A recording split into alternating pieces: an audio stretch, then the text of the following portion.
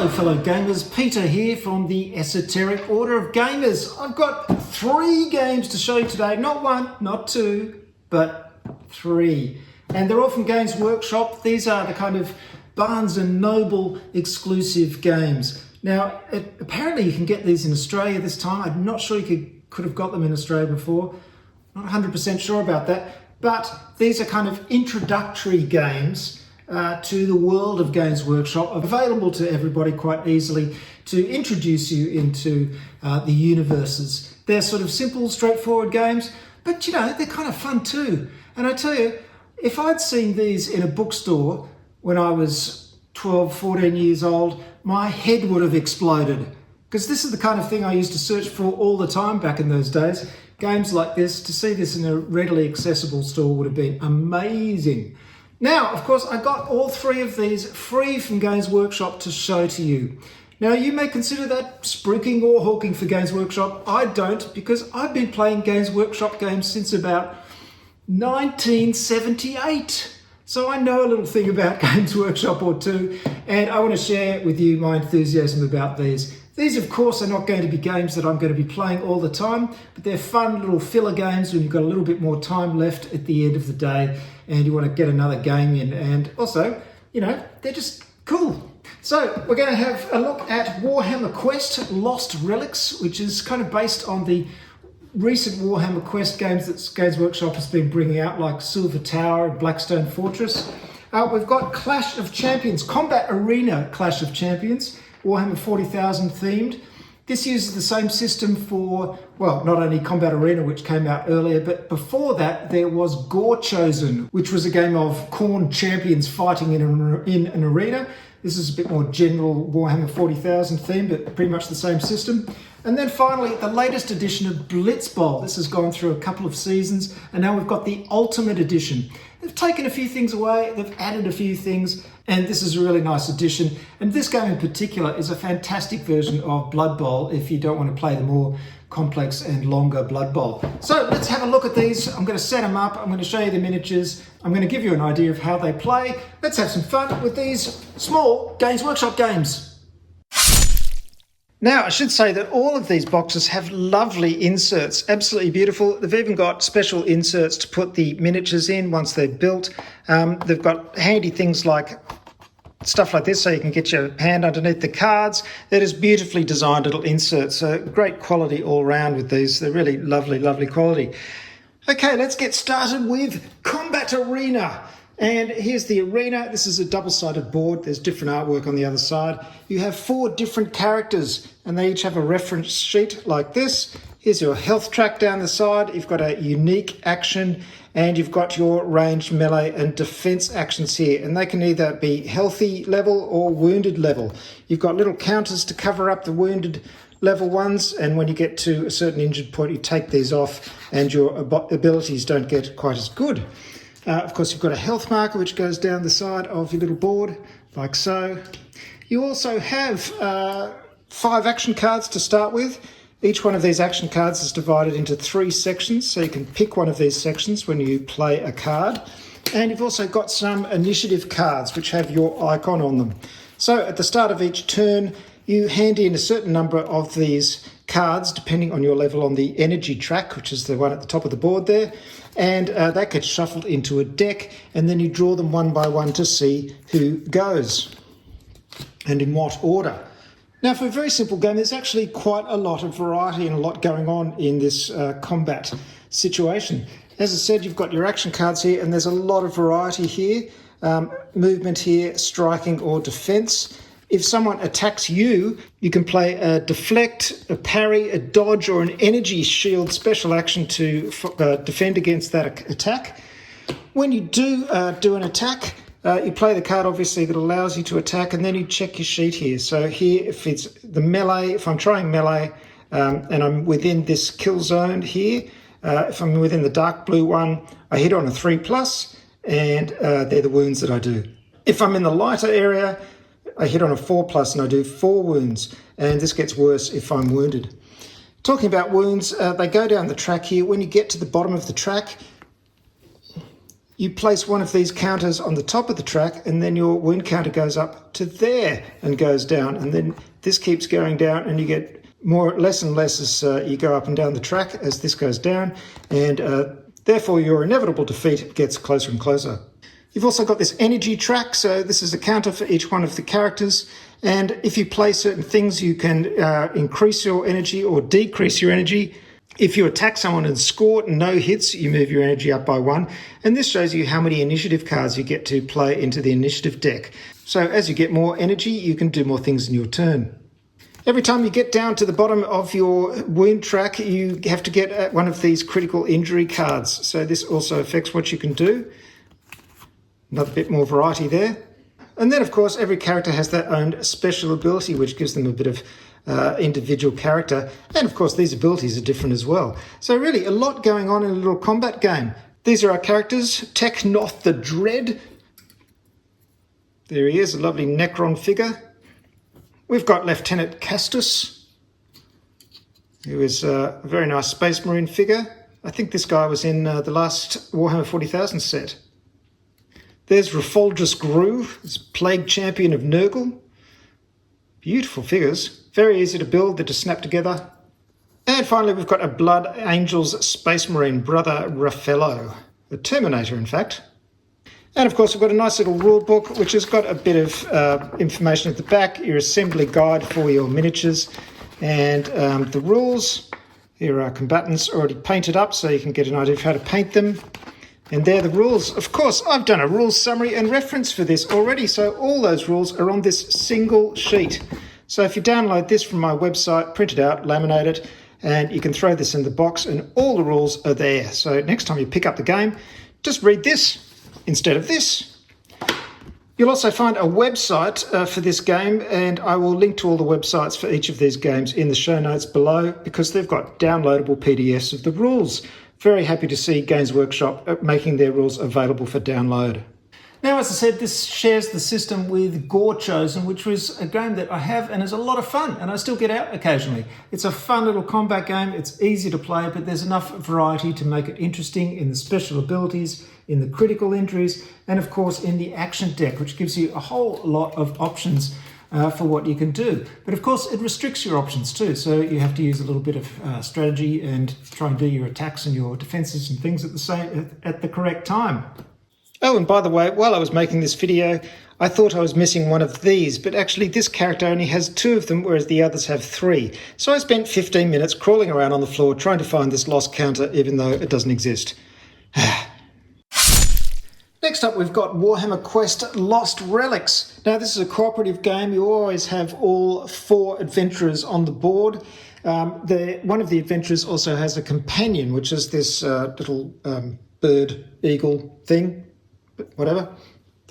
As you can see, the board is made up from, instead of tiles, which I imagine would be too expensive, you've just got 4 separate boards with a whole lot of rooms on them. So you can see they're double-sided and they're just rooms. Each of these are adjacent, even if they're just hitting at a diagonal, and you just go from room to room. There are also doors, of course. This is a block door, this is an open door, so you can spend an action to go through that. It's very much like the other Warhammer Quest kind of games.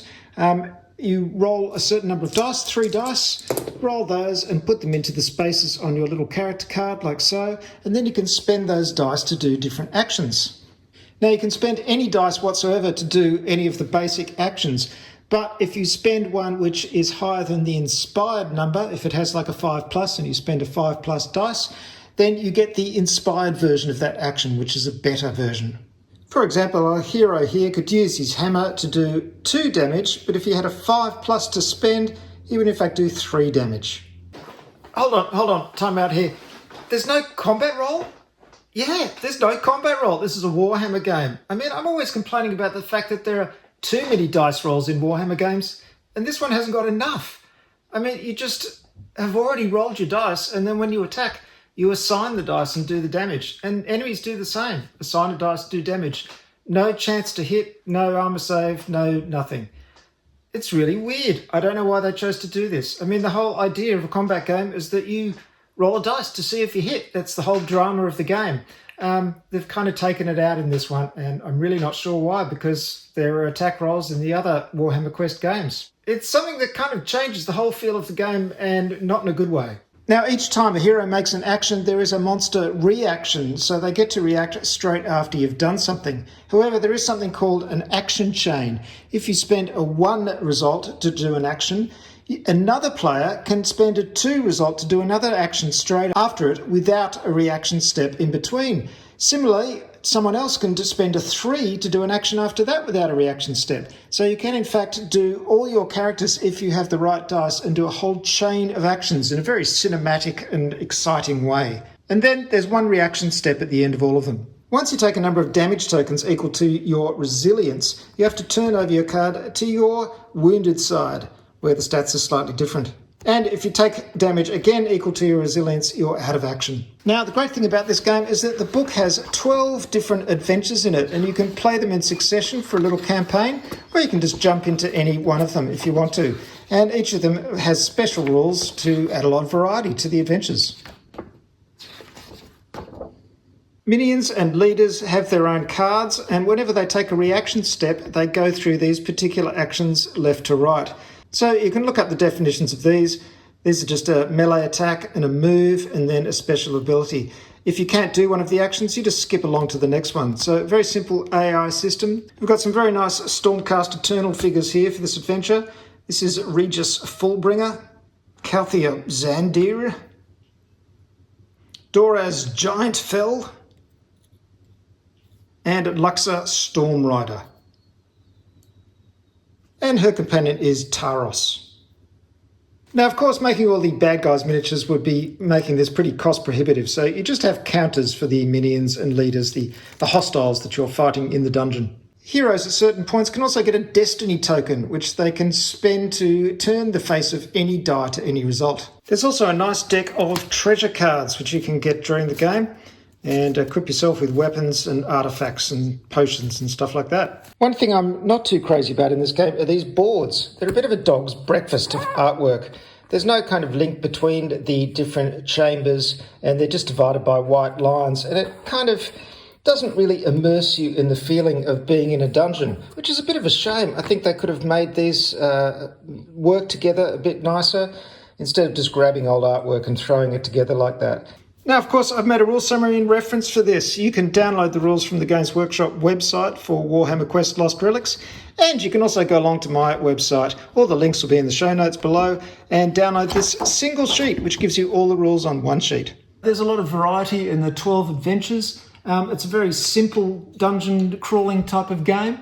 But if you don't want to bring out one of the larger games like Silver Tower or Blackstone Fortress or Cursed City, this is a quick alternative. All of these games play within, 30, 45 minutes. So, as I said, a perfect kind of game, not only for younger players, but for other players too, who just want a quick game. So a quick little dungeon crawl, cooperative, with a bit of variety in these scenarios. And I do like the idea of adding the sort of action chain, so you can do a spectacular chain of attacks by your characters. There's a nice bit of variety in here. The next game we've got is Blitz Bowl, and this one is an absolute winner. It is an easier version, a streamlined version of Blood Bowl. Blood Bowl is a venerable fantasy sports action game. I think I bought my first edition back at second edition, which was probably early 90s, I think, and I've bought probably every edition since. It's a really fun game, but it is quite fiddly and takes a while to set up, and also there's a lot of dice rolling. It's just a little bit too fiddly and clunky. This version is apparently fantastic. Now, I haven't had a chance to play yet, but I've heard so many good things about Blitz Bowl that in fact I got someone from Twitter to buy me an edition in the States and send it over to me. That was the Season 2 edition. That lovely fellow sent me an edition, which I paid him for, and that was great. And then as soon as I got it, I got an email from Games Workshop saying, "We're going to send you the Ultimate Edition to review." I went, "Ah!" Anyway, now I've got 2 editions. Now, the only problem with that is that in all the editions so far, there's been the same human team. So I don't get an extra team by having, well, I get 1 extra team because the other one wasn't human or Skaven. But in this new one, it's human and Skaven. Yeah, I wish they'd changed the human one and given us another team instead of another human one. But there you go. It's a bit of a disincentive for people who have the early editions to get this one, though this one is slightly different. Now, it comes, of course, with challenge cards, which are the cards up here, and these are laid out during the game and changed during the game, and this is what really differentiates it from Blood Bowl. It's because you have a chance to score these challenges during the game, they give you scoring points, and then when you get one, you can turn it over and you get a bonus play, which is some special thing that you can do during the game as well. So this adds a lot of variety to the game. You've also got these end game challenge cards, which you can shuffle a few of these into the bottom of the challenge deck to make the end game more of a sudden death victory. One of the absolute best things about this release is that it comes with this deck of cards for all the different Blood Bowl teams. So if you're like me and have painted up a few teams over the years, like this Nurgle team, for example, you can just grab the figures and play with them in Blitz Bowl straight away. And in fact, I could use the guys from Dungeon Bowl as well. So this is a fantastic addition and immediately makes all your other teams ready to play in Blitz Bowl. Also, you only have 6 players per team, which is great. And the stats are very simplified. You've got a movement block, which is the number of block dice that you throw when you're doing a block. And then you've just got a 4+ and a for your throw skill and a 4+ for your armour, which of course is when you fall down with it, you make an armour roll to see if you're injured.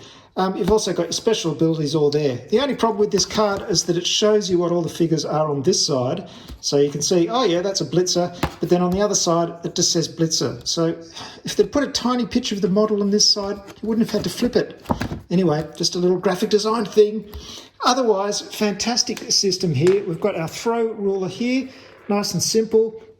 Shows when you can do throws, long throws and short throws. You've got your dugouts where your characters go when they get injured, and I think you've got everything here for a fantastic fast game of Blood Bowl, well, Blitz Bowl, which will last about half an hour, 45 minutes. Fantastic. Now you're probably wondering about the differences between the Ultimate Edition and the last Season 2 edition, and one of the things is the artwork. Here's the board from Season 2. And I think you'll agree it's been very much improved in the Ultimate Edition. It's a bit more realistic. Here's the flip side of the board, and here's the flip side of the old board. I think the artwork in this one is a bit more Photoshoppy and just not as nice. This looks a bit more, even though it's still illustrated, it's a bit more immersive. I prefer the artwork of these new boards. Same for the dugouts. This is the old dugout in Season 2, and this is the new one. The rules are very similar. It's mainly in the advanced rules, extra time rules, where there are differences. We had in the Season 2, we had special ball rules, and there's a deck of cards where you have things happen with the balls. They've taken that out completely, no doubt because it's an extra deck of cards and it's just an extra bit of randomness. But the big thing is the league rules. There were 3 pages of league rules in Season 2, and that's disappeared completely from the new edition. Not sure why. It's a shame they couldn't have put that in as well. I suppose because this is just an introductory game in their eyes and that league rules aren't as important, but I think that's a bit of a shame. They could have left that in. We've also got in this one, in the new one, we've got Blitz Bowl Arenas, which is just a table to give you special abilities for regional arenas. And that's about it, I think. We've got throw team action, which I don't think is in Season 2. So, yeah, some strange little changes. We've got foul actions as well. I think we don't have fouls in Season 2, if I'm right. Of course, in Season 2, you did get cards for all the other teams as well, but they were separated onto separate cards like this. So I think it's a lot easier that they've got it on the single card now. Though I do miss the fact that they put the picture and the stats together on one card. So it's a shame they just didn't put the pictures on the single card that they use in the new edition, but a bit of a trade-off. And the last thing you're missing from the Ultimate Edition is this nice pad for your coach rosters, coach traits. They've taken all that out as well. So the Ultimate Edition, maybe not the Ultimate Edition because they took a few things out. I'm not quite sure why they tweaked it like that. Perhaps it was just a matter of saving money because, putting in a pad like that costs a few extra cents. Now, here's the rule book for the Ultimate Edition. It's got all the rules in there. However, you can go to my website and download this rule summary. There it is. That whole book, it's just there. And it also comes with a bonus player reference card. So you can have this by you as you play, and you can reference the results for block actions and see the other actions that you can do. You get 3 actions per turn. You can run, mark, throw, block, sidestep, stand up, or people on the reserves can just go back onto the pitch.